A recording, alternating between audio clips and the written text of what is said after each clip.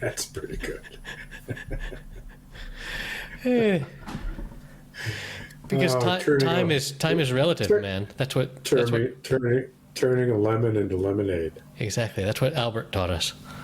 It's all relative. Yes, he did. So he was a smart man. Yes, and I think he copied your hairstyle. To be honest. Not lately. True that. Since they took his brain out. Dennis, it's been a minute or a week. How you been? Here we are. What you been doing? Well, it was beautiful weather. Went up to my daughter's cottage, which is 40 minutes northwest toward the lake, and it's on a beautiful man-made lake. And did a little fishing, no catching. Played with my granddaughters. Fishing, no catching. That should be swimming. That should be a metaphor for. Did some big splash swimming with the little 3-year-old, holding her high above my head in my hands, and with slamming her down under the water. She drank a little. I did too, I'm afraid. We both have diarrhea as a result. And then I had a cookout, which was one of these things like, geez, this Labor Day, I don't want to work anymore. I worked in the morning in the yard. I said, I had all this food to cook. Maybe I should invite some people. And I invited my 2 son-in-laws and my son. Neither of my son-in-laws, well, my first son-in-law finally came. Did you invite their wives as well? My son came and gorged out, and we played a game of bocce. Nice. Which was which I know you're a champion of. Yes, he beat me squarely. He beat you squarely. He said he'd play to 11 and then beat me, and then said, well, let's just play to 21. And then he beat me 21 with a 2-ball, 3-point extravaganza that put him well over the top. He's an excellent player. So when you're down at the beach and you're like destroying, who was it, Danny or whoever, or your brother? No, my brother. You killed your brother in bocce. My brother's score was 0-12 that day. Yeah. So some games took less than 3 minutes. Boom, that story led me to believe that you actually had some skill, but apparently I do have skill. There's no. When Danny played with us, Danny was the victor, okay. And so it comes and goes, and terrain matters. Words matter. Words matter. Terrain You've heard matters. that before. Words matter. Yes. Whatever. Words matter. Matter words. And I've been slogging through my Cormac McCarthy masterpiece, which I've decided that when I'm done with it, I'm going to find a couple of passages and read them to you. And we're going to talk about what they mean. Ooh, I love it. And what I may do, actually, Happy Hour Book Club. This would be better, is that I will send you a passage. Then you can come on and tell me what the fuck it means. Okay. Because many of the sentences, I'm not exactly sure, and it's not just the vocabulary, which is amazing, yes, rich, extravagant, much like your own, but it's the sentence structure. And then as a reward, I will read you one of many, many passages that are clearly why it's called a masterpiece, because the imagery is nice, unbelievable. But I think we'll have a little Cormac McCarthy corner. Cormac corner. Not to be confused with Cormac McCarthy coroner, since he recently died and was examined by SAME, who had forthwith created in his investigation a world of drama which no one could demeanor, and no one could at first or ever knew or ever would know the bequeathed that was within that vessel of a man, or so we think. Wow. Can't wait for Cormac Corner. Yes, that's McCormick, and that's the title of the corner right there. Cormac Corner. It's apparently the case that if it could be said with 120, if it could be said with 120 words instead of 5, do so. We're not in a hurry. We're not in a hurry. He was never in a hurry to finish the sentence. He had I may try to find the one sentence in there that I think is only 3 words. He must have gotten a deal on ink or something at the. Well, his and you know, you could read into the immaculate reviews of his work, particularly this particular book. And I will read you a particular telling quote when the time comes, because it's true, and because he likens the cadence to like biblical proportions. You know, and he doesn't use the word cadence. That's the way I would frame it. But anyway, with your little mind, too much too soon. Okay. Too much too soon. Okay. The Cormac McCarthy corner, and you have to be able to say it 5 times fast, or we won't start the episode. Okay. Okay. I'll practice. Okay. Try it now. Cormac McCarthy corner. Well, 5 times fast. Come on. Cormac McCarthy corner. Cormac McCarthy corner. Cormac McCarthy corner. Cormac McCarthy corner. Cormac McCarthy corner. Boom. Unbelievable. How did you do that? I would drop my mic if it wasn't on a stand. If you dropped your mic, it'd land on your head. Whoa. Or you could leap over the desk head first, like some caricature of a creature from a beloved land of which no nearness could ever be placated nor disturbed. I like this version of you. This is good. I've recently been enjoying my work, at my, not my previous company, but the company before that. They would organize these little like games during the day where we would everyone was invited to drop whatever they were doing and come and spend 30 minutes like playing some like trivia game or some nonsense, just online. There's all these online trivia games where you can all log in and set up your avatar and answer, you know, A, B, or C or whatever. But at my current company, what they have is they've got someone that has set up a little book club, and like it's only like once a month, but we get together for like this 45-minute meeting where we read. Typically, it's just like a 3 to 4 page short story, but then we sit around and blow smoke around it and talk about what we think it means, and it's a lot of fun to analyze prose like that. Well, and short stories well written are remarkable. I just completed, I think I talked about this about 4 or 5 episodes ago, the 100 best short story westerns. I remember you talking about reading westerns, yeah. The 100 best short stories. And I ended up reading all 100, but I read them. So this is how I organized it. I read them by reading the shortest ones first. That's one sorting algorithm. Yep.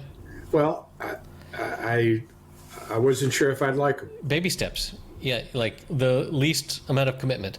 There's this philosophy there's this modern literature about like how to form and how to create good habits and how to get rid of bad habits. And there's I'll link to whoever actually came up with this, but there's this idea of a 30-second rule where you just promise yourself you're going to do whatever it is for 30 seconds.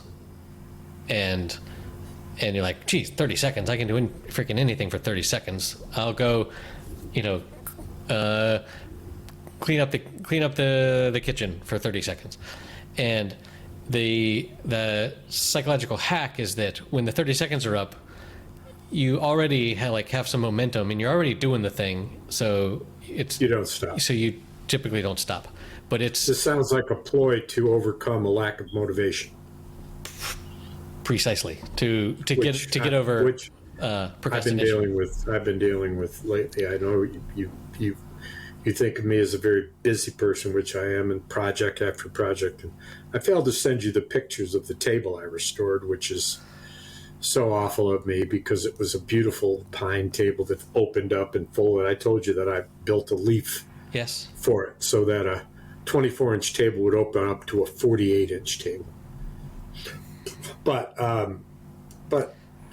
yesterday, Did you take the photos though? Do the No. photos exist? and I delivered. No, I did not, and I delivered the table to the cottage where it sits now.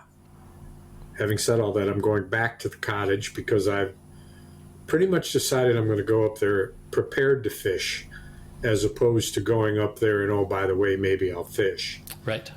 Because I had one pole there that was in the boat all for years, and it had a big old hook on it about the size of something you'd throw at fucking Moby Dick, and it had a twirly silver thing on it, and it had a wiggle waggle plastic wormo on it, and it was big, and I knew I wasn't fishing for big fish, but it's all that was there.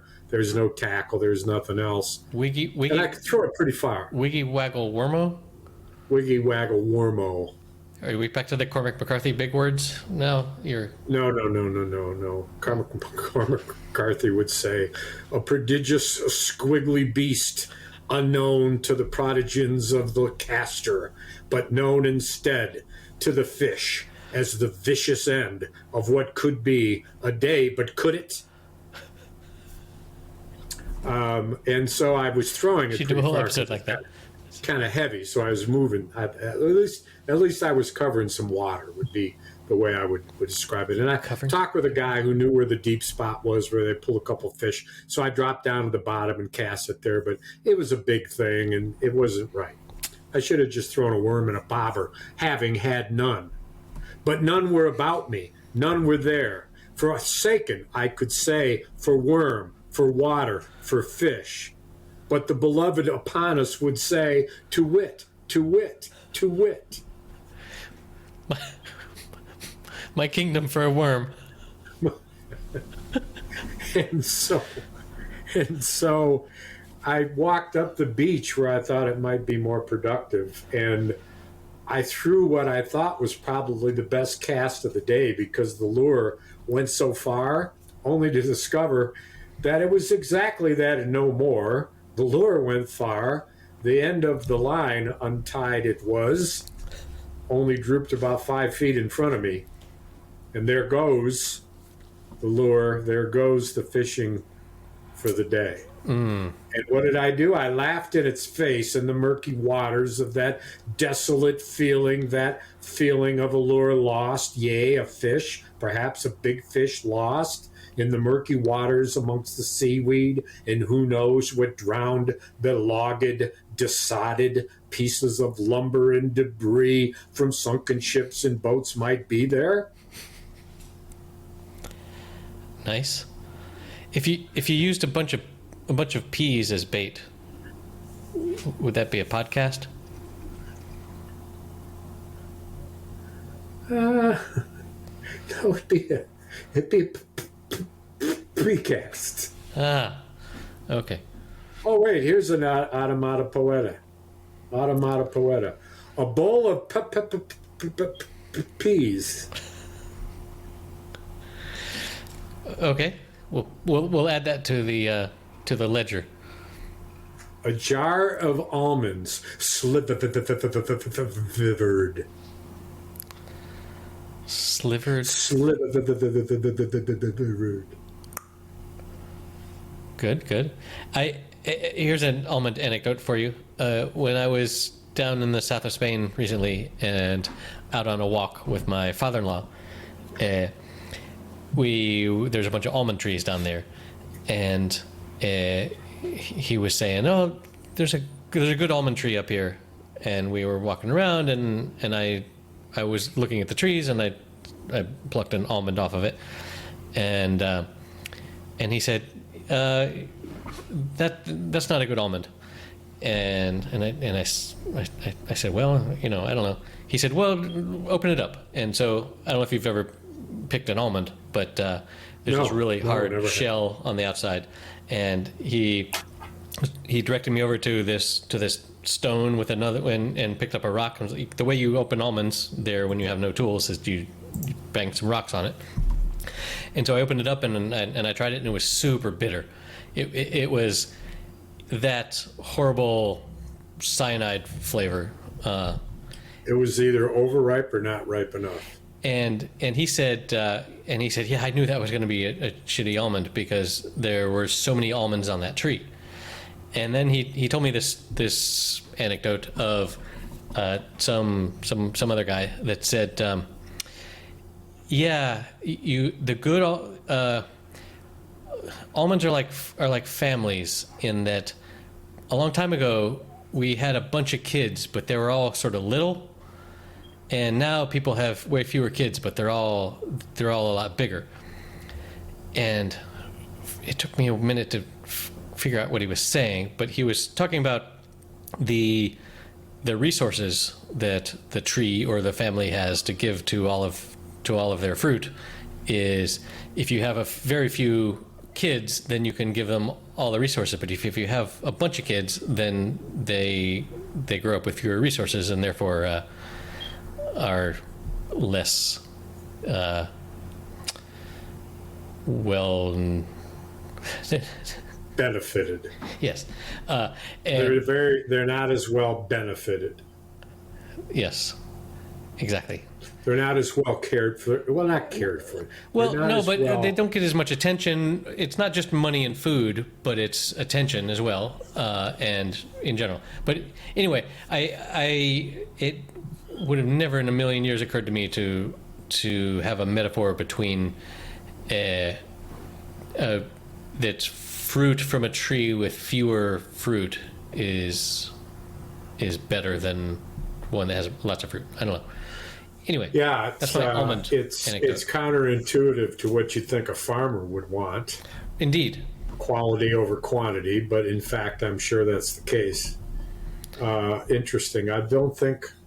Let's see if there's other things that are like that. Let's say that you have a patch of radishes and you throw the bunch of seeds on the radishes. Well, very few of them are going to plump. Very few of them are going to root properly and be big enough because they're all fighting for a limited space. And so it would be the same thing. Yeah. So in this case, if you have too many children, you kill some of them. So the other ones are more benefited. That's such a good verb. Plump. Benefited. They won't all plump. That verb or killed them? Plump. Oh. Are you listening? They won't plump. Yes. Well, to myself, I hope someone is. Probably not, though.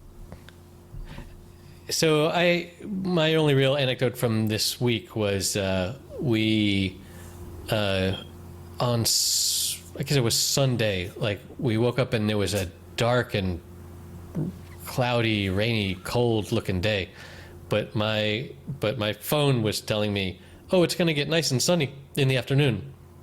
And it sure didn't look like that until it got all nice and sunny. And so we made the decision to go out to the beach. And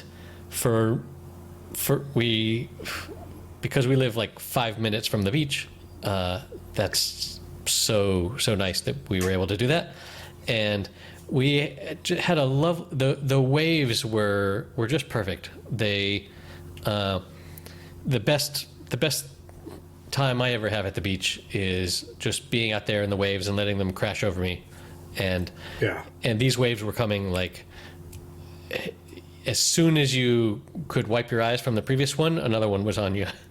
And so how big of a body of water is it? Is it a sea? It's a sea, yeah. I mean, it's connected to the Atlantic Ocean. Yeah. So it's how does the water get from the ocean to the sea? Okay, the Spanish call it a sea. They call it the Cantabrian Sea, all the maps in English call it the Bay of Biscay, but it's all connected to the ocean. Well, the answer then is if it is, in fact, if it's a bay, it's a continuous body of water with a narrow neck. But that's wrong though. That's not a good name for it, because, like, if you think of the map of Europe with Spain jutting out, right? Yeah.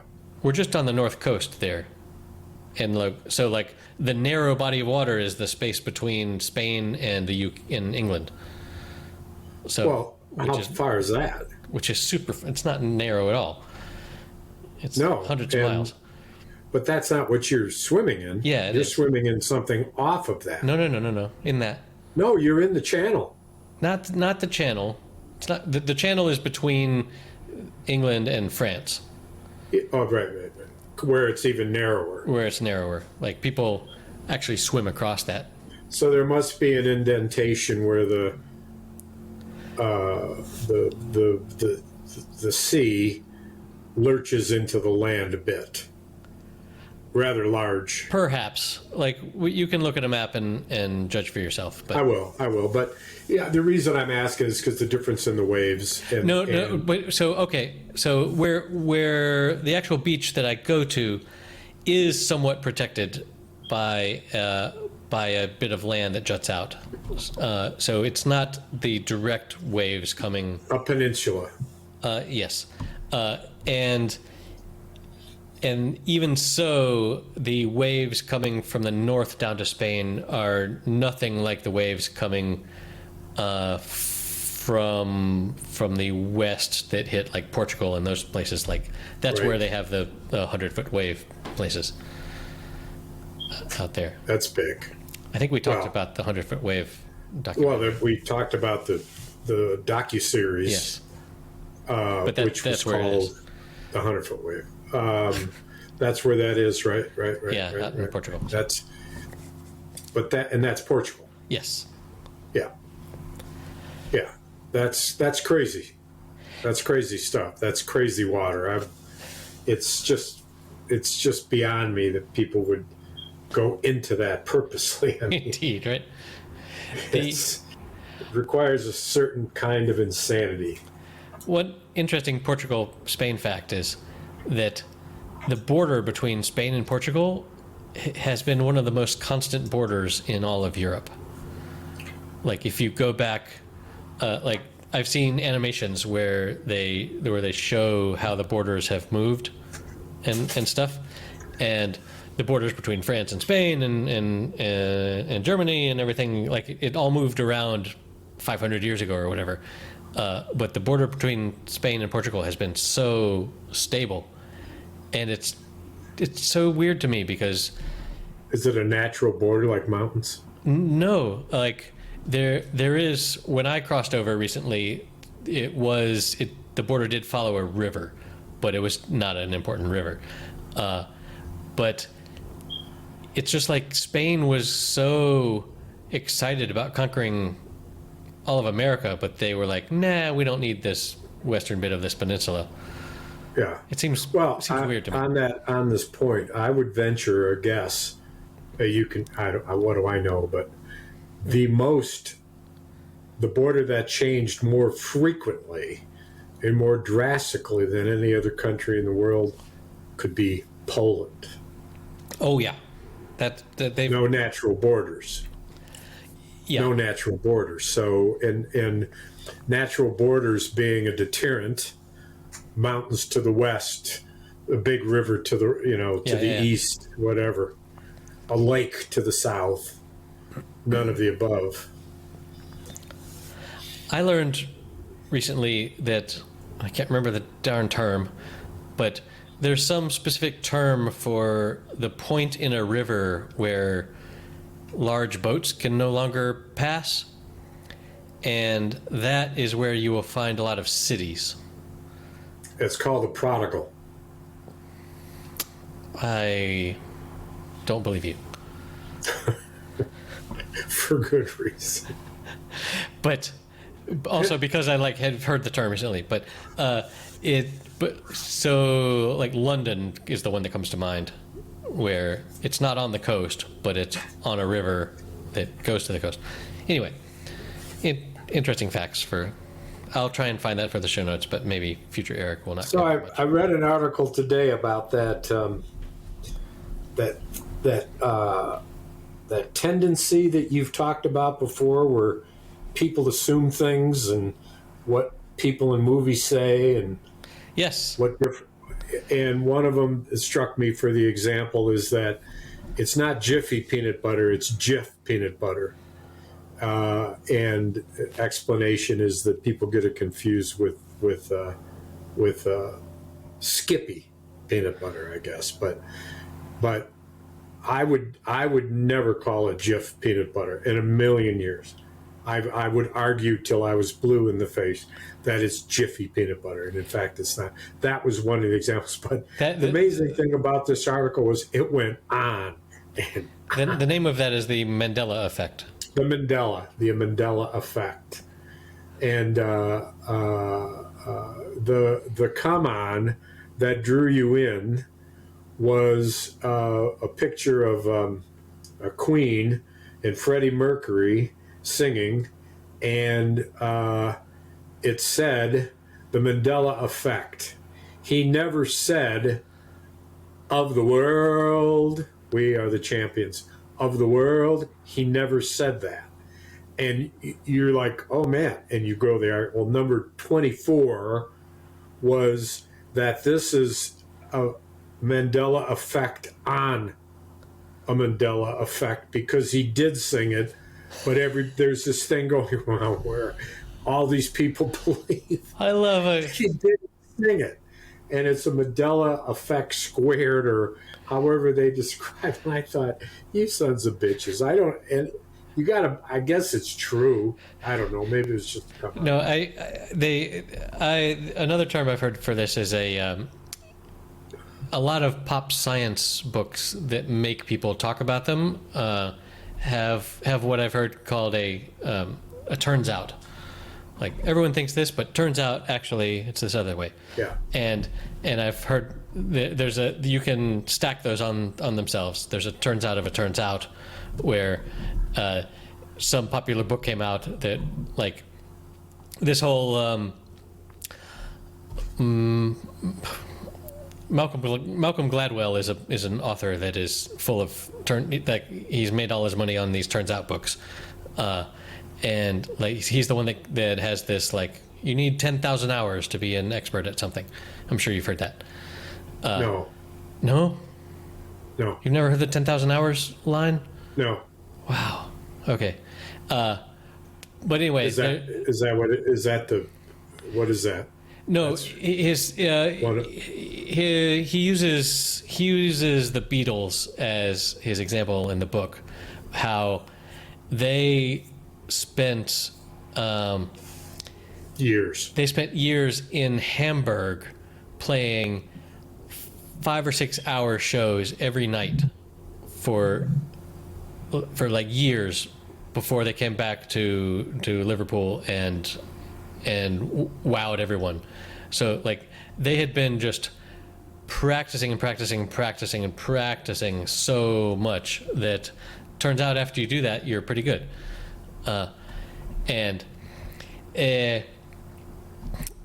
Anyway, there's this whole you can sell books if you have a plausible story that goes against what is considered the common wisdom, because then your readers feel smarter than everyone else, and they're like, most people don't know this, but and then they start saying, well, actually it's like this, and where did you hear that? Oh, in this book. And then you get this word of mouth effect where you sell more books, as you might imagine. But if I set my mind to it, you could probably imagine it. I could. More importantly, I would. Nice. For if a man takes a thing and decides with it that he will come upon it, and he will stretch it into the wisdom of his innards, then he decides to move, and others, not so moving, not so moved, will not be moved. So much. So good, huh? So much material for the title of this episode. That's the title of the second episode of the Cormac McCarthy. I can't even say it once, and you said it 5 times. Cormac McCarthy corner, Cormac McCarthy corner, Cormac McCarthy corner, Cormac McCarthy corner, Cormac McCarthy corner. I did it. You did it. I'm surprised. I could barely do it once. It's like the Cormac McCarthy. Anyway, where were we? I think with five corners is a pentagon, right? Yes. Makes you think, doesn't it? No. My mind is blank. So I saw this. I saw this page on the internet today that was. What is this strange house at the very center of the pit of the Pentagon? If you look at like aerial photos of the Pentagon, in the very, very center, like there's this sort of grassy area in the middle. In the very center, there's this house, and there's all this like conspiracy stuff. Like, what is this house?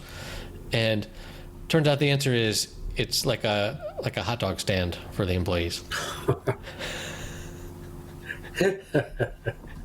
where the UFOs are kept. Indeed. Oh, so let's jump into the story you sent me. Yeah.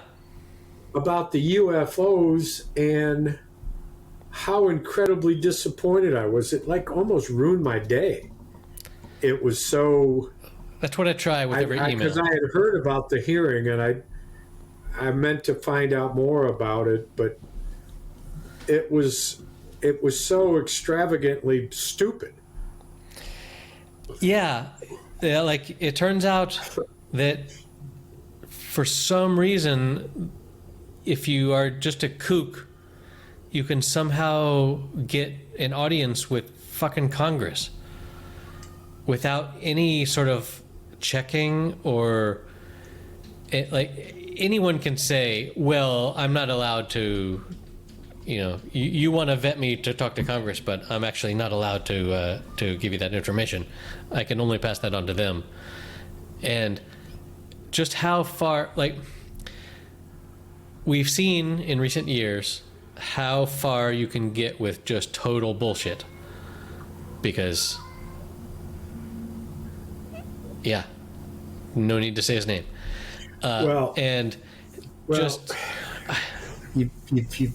You broached the subject now.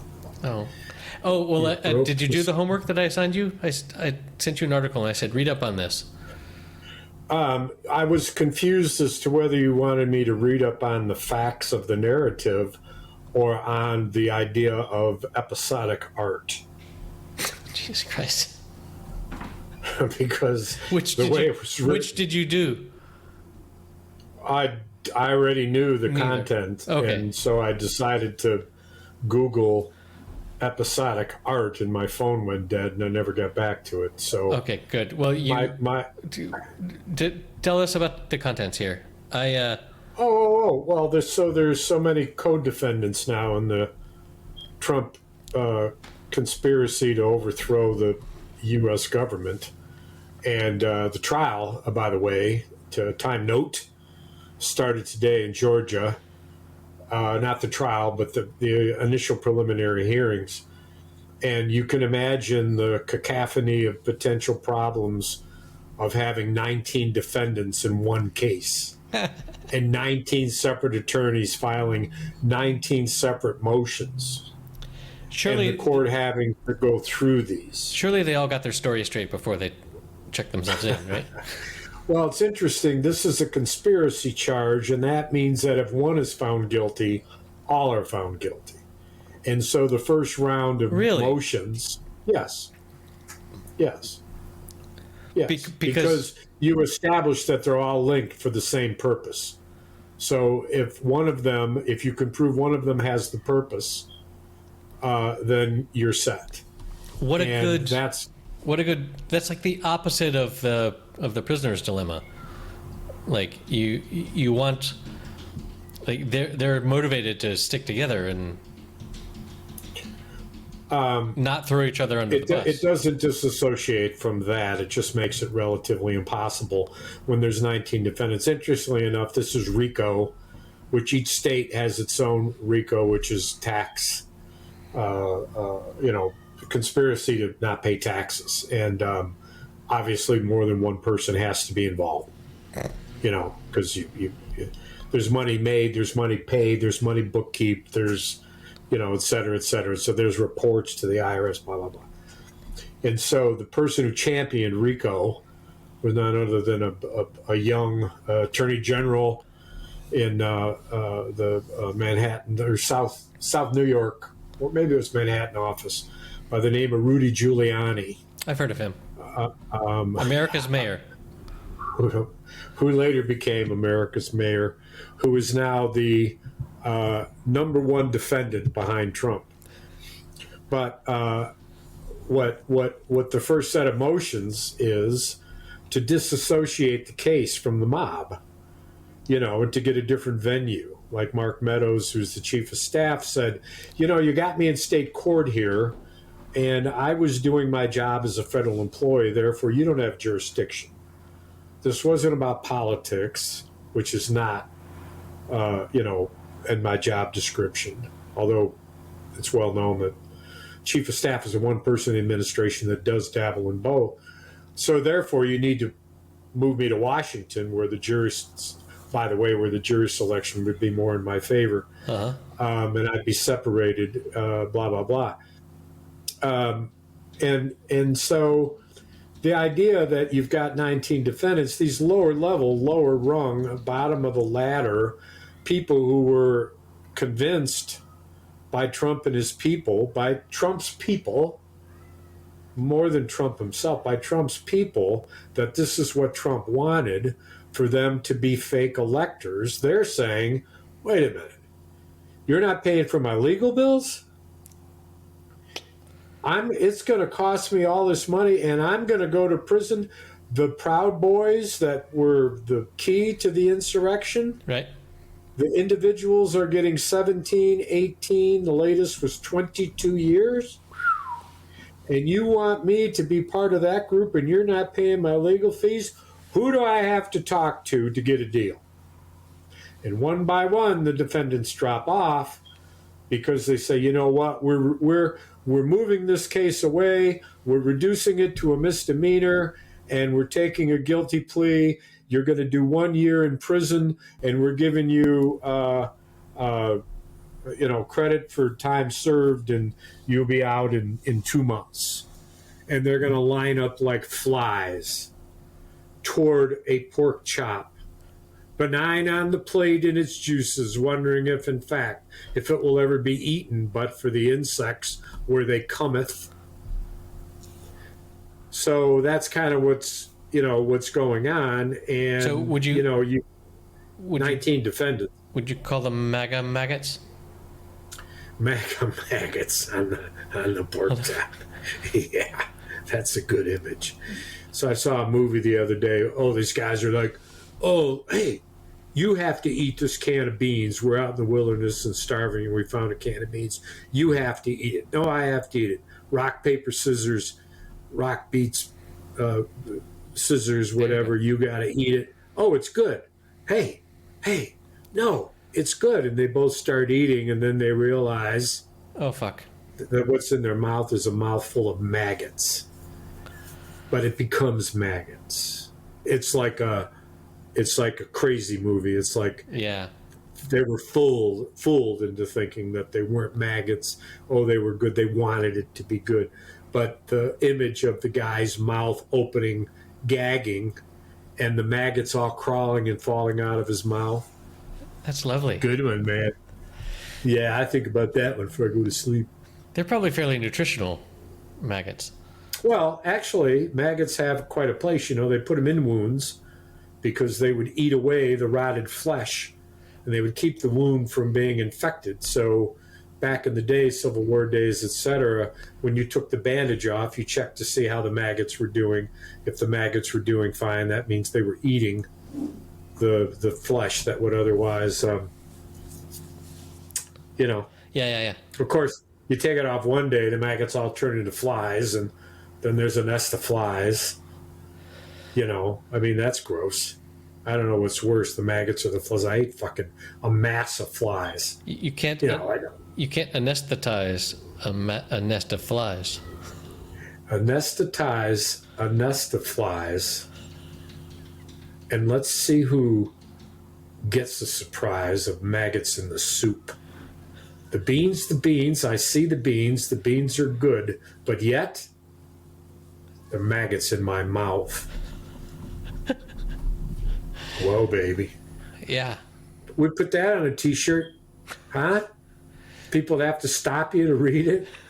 Hey man, let me see what the back of your t-shirt says. In the front, a guy's face with his mouth open and maggots falling out. Cool. And people are like, oh, what's that? And then you walk away and they see it and they say, hey, wait, man, let me read it. You're gonna make so many friends and pick up so many dates at the bar with a t-shirt with a maggot vomiting. I'm way beyond the dates at a bar, as you know, unless they were a buffet bar and they were dates as in figs. Then I might pick through them and find me a plump one. If they had been plumped.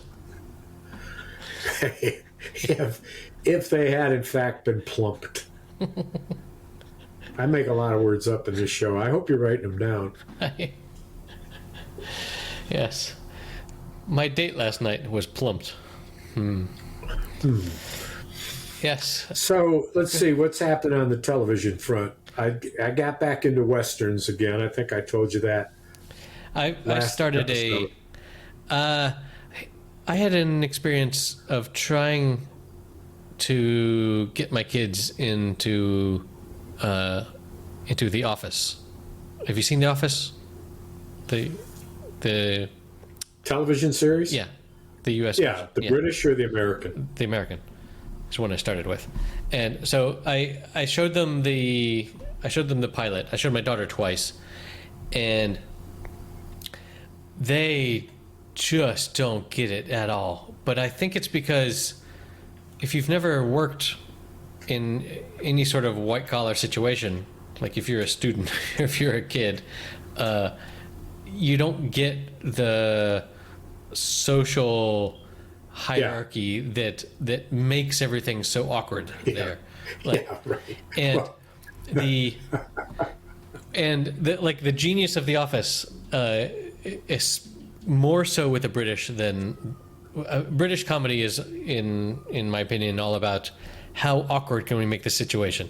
But in the American version, boy, the pilot is super well constructed. Like it sets up all the relationships that you need to know going forward. It sets up the Jim and Pam and the Jim and Dwight and the Dwight and Michael and corporate and it sets the tone for the level of just systemic abuse that is going to happen. Well, but the unique feature of that show is breaking the third wall. That was yes. I remember watching the British Office with no context. No one had told me anything. Or is it the fourth wall? It's the fourth. It's the fourth wall. Because there's three walls. Unless you break the one on the side of the camera. But the fourth wall. And I remember watching that the first time and being confused as to like, what sort of shitty documentary is this? Like, because that was with the rise of reality TV, and it wasn't obvious that it wasn't a reality show, right? Like it sort of, because with the reality and they mimic the reality TV shows, because with those, like they show people doing stuff and then they have the cutaways where they like are interviewing one of the people, Right. and that person is like, well, I don't know how I feel about how he just talked to me, and so they totally copied that. But also, too, in the scenes, when, let's say, Jim is about to, they look. He looks at the camera. He'll look at the camera and raise his eyebrows up and down as if to say, "Watch this." Right. Exactly. Because so it's participatory. Yes. Exactly. You know, and this is the thing that I would say from my vantage point. I think the whole show is built around Jim's character and understanding of the situation. Yep, for sure. He is the protagonist. And all-knowing, he doesn't ever get caught up in the stuff. He always observes it and watches it and reports on it. But unlike every other character, there isn't shit about Jim. True. They may show Pam having a weird moment. Every character is having a weird moment. But tell me one time when Jim was the one who was having the weird moment. It just doesn't happen. He probably broke down and cried a couple times, getting closer to their wedding or whatever. But in the pilot, like, having seen all the rest of it, the pilot telegraphs so much. Like, there's this one interview scene where Jim is like, yeah, I know that Pam's favorite yogurt is mixed berry or something, and then they cut to her and she's like, did he say mixed berry? And she does this, like, she's so clearly pleased that he cares that much about her. Anyway, which totally, like, as I recall, it takes the whole first season for them to connect. But now, and the riff, the supposed dramatic riff between Steve Carell and the originator of the British Ricky Gervais sitcom The Office, upon which this one is based. What's his name? Ricky Gervais. Yes, you know all about that. You've seen all those crazy moments that they obviously, to me, it's obvious they choreograph. Yeah, I mean, at the Oscars, and not the Oscars. Yeah. Ricky Gervais is never at the Oscars. Yeah, but he's at the Golden Globes was his Golden Globes. place. That's right. Yeah,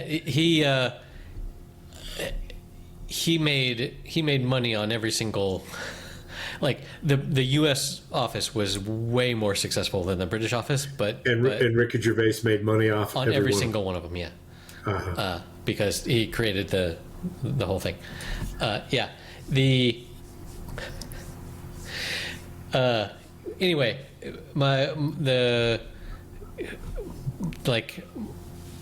my kids just get nothing out of that show, or what, or any of this. So let me tell you a story as to why I do, and I'm sure you have your own. But back in the day when I was, because we've all had a boss like that. Had a bureaucracy where I was in charge of quite a few people, and one of the things we had to do in this very large building we were in was that the entire floor was my division, and there were two divisions, and I had half of this whole floor, and we had to redo the cubbies. We had to change the sizes. We had to move them around. We were moving people. We wanted people in the division on the same floor so they could interact, blah, blah, blah. By cubbies, you mean cubicles? Cubicles, okay. Yes. And I remember drawing a cartoon. Called Cubicle Politics. Cartoon? Okay. Called Cubicle Politics. And each of the things had something funny going on, but one of them was that this dude was pissed that he was in an inside cubicle where there was less light than an outside cubicle that had access not only to the corridor but to more light, and also access to higher ups. Right. Which, it matters. The office, rubbing elbows. management by bumping into each other, et cetera, et cetera. Indeed. And it came to my attention that there was grievances that were going to be filed. That man in Cubby B, the small, darker Cubby, was getting a complaint drawn against him by the man in Cubby A, because the man in Cubby B would remove his socks and shoes, and he could be heard clipping his toenails. They literally do that on The Office between Dwight and Jim. I'm pretty sure toenail clipping.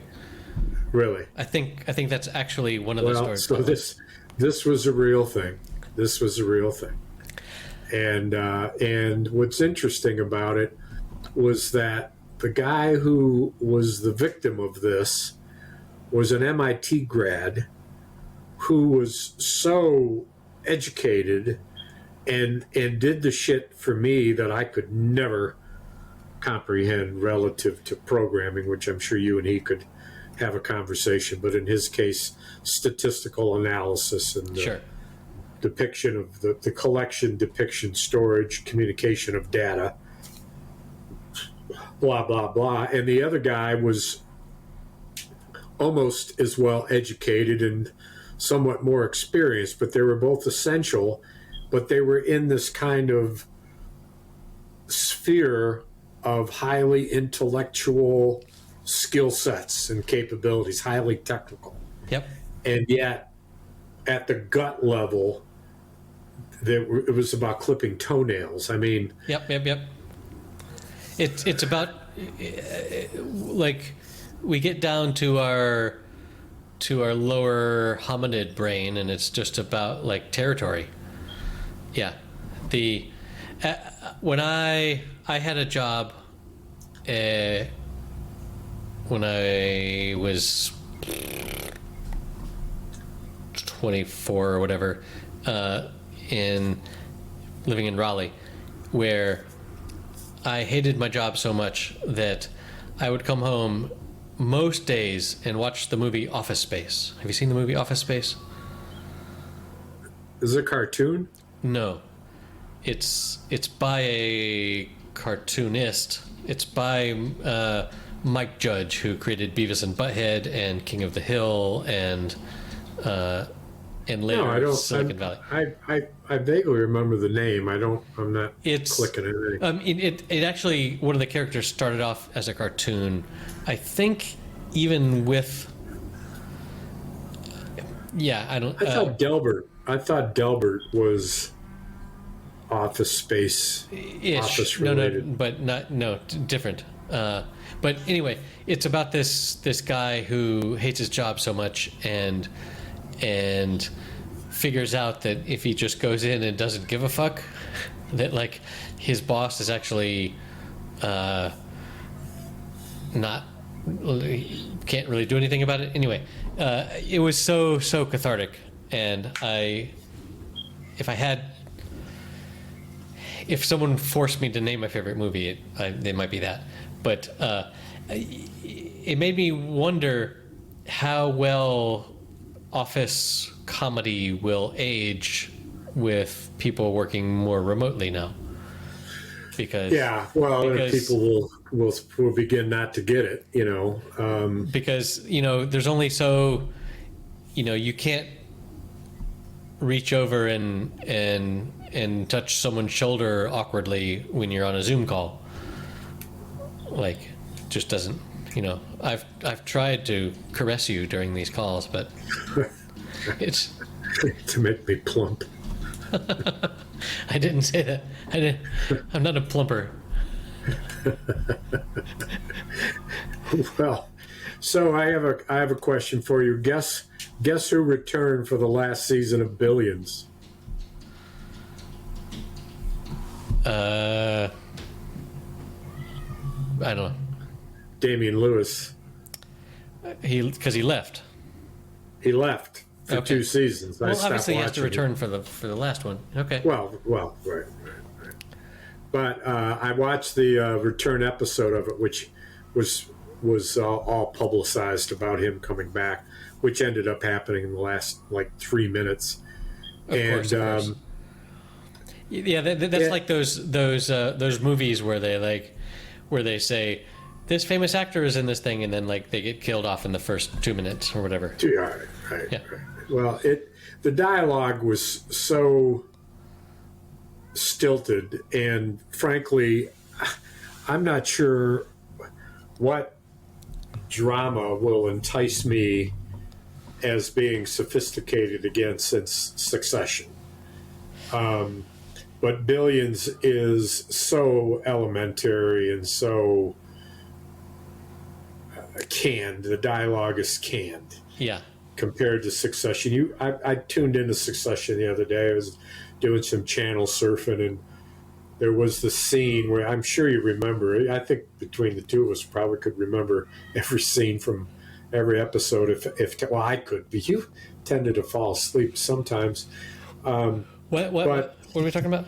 Yeah, right, there you go. You're sleeping right now. Where Tom gave Shiv a tarantula embossed in exactly, the worst, and she doesn't get it, and she doesn't get it, and she says, so what this, and he starts to explain it, and she says, and I quote, no, I get it. It's exactly how people talk. And it's a perfect. Everyone who's been married for long enough has given their spouse a gift with the best of intentions that was received horribly. It wasn't a tarantula; it was a scorpion. Yeah, exactly. It was a scorpion, and it's just like, I thought this would be a good thing, but then it gets taken the wrong way, and then it's just like ruined. Yeah. But yeah. Well, it's weather report. It's pouring rain here. It's the kind of rain where it comes down in sheets. Sheets and giggles. A bit of a gully washer. I'm about to go into it after we conclude yet another dynamic episode. You're going to wash the gully? No, I'm actually doing something that I think I've talked to you about, which is to go see a country band that a friend of mine started called Dirty Boots. Dirty Boots. That rain should wash off those dirty boots. 3-man band.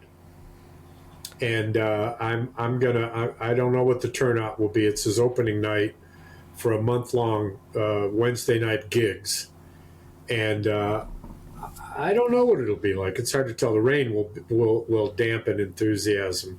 Dampen. I get it. It's clever, Cormac. May wash away some of the numbers. In a deluge of proportions only biblical. No, never mind. And I'm going to do something for him with this little, I'm kind of in the beginnings of forming this little LLC with this dude.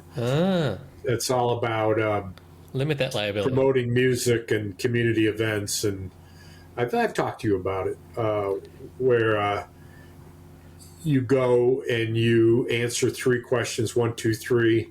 1, what do you want to see? When do you want to see it? What do you want to pay?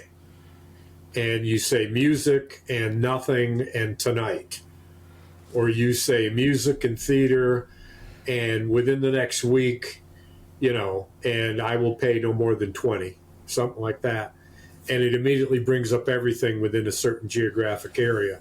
Boy, if you have access to the data, that is a genius. You have to enter the data. You have to put the time in to enter the data. You also have to make it attractive enough to those who would be motivated to enter the data for their own establishments or their own bands or their own events.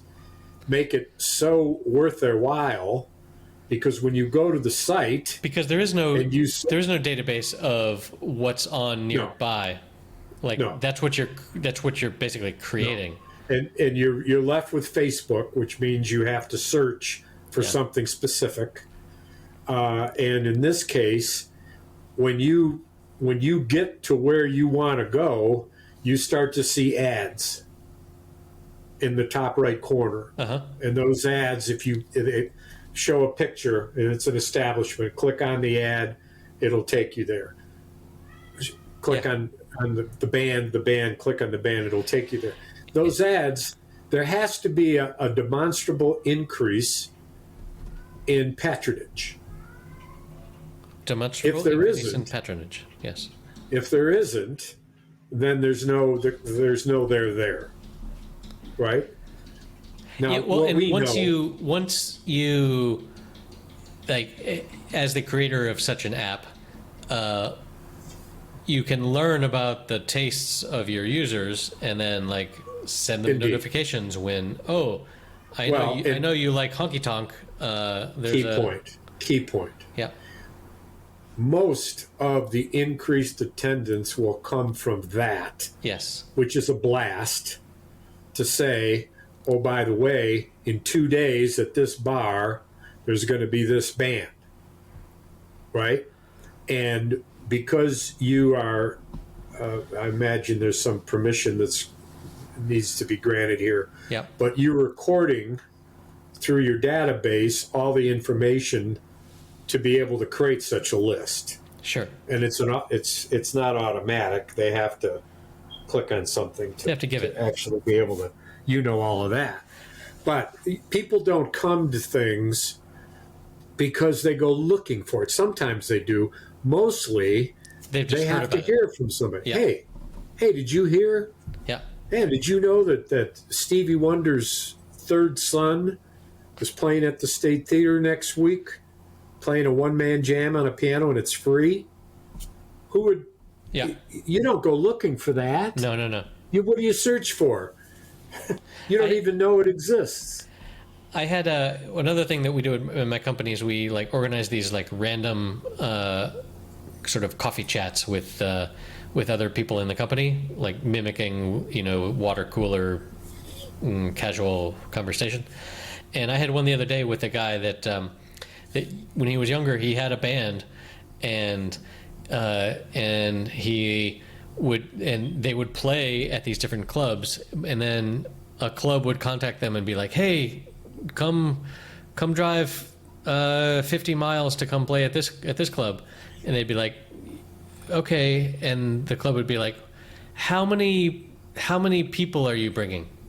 Like, how many of your fans are you going to bring to my establishment because I'm letting you play here? And they figured out that almost everywhere they went, as far as they traveled, it was always the same people in the audience. And they were like, why the fuck are we traveling this far to give an audience, to give the same people this concert? Let's just do it at the local pub. Right. Or whatever. Well, you have to make every event an event. Indeed. It has to be something that's happening. It has to be an occurrence of some regard. I mean, of some regard. It just can't. So many titles. If it's happenstance, there'll be 8 people there. Right. If you show up at a bar that at happy hour has 16 people, and you play at happy hour and it's on Facebook, you'll have 16 people there. Yep. No matter how many people say they like it, or how many people say they're interested, or how many people say they're going, that's all bullshit. Indeed. There's no intentionality in any of that stuff. Not that there's intentionality. We're not looking for intentionality. What we're looking for is announcement. What we're looking for is, we want to bump into your schedule. This is worth it. And we know it's worth it for you because this is the kind of shit you're looking for. Right. This is your There jam. should never be an establishment that isn't full of people.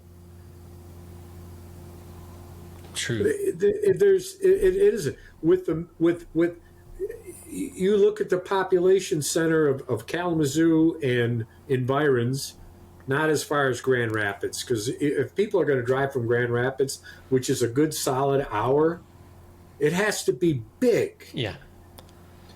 Which is a huge city compared to Kalamazoo. We're in the 70,000, 75,000. But we also have several. We have a university. We have the nation's oldest continual running college, Kalamazoo College. Wow. with large students, and these are, the age. These are people who they're going to want to know not about the blues. They're not. No. They're going to want to know where's there some dance music going on. They want to know not where there's a band. They want to know where's there DJ and lights and shit. Yep. Where can I get a fancy drink? Yep. Where can I go and start moving? Yeah, baby. And the thing of what I've got in my mind is, how do you introduce people to new genres of music?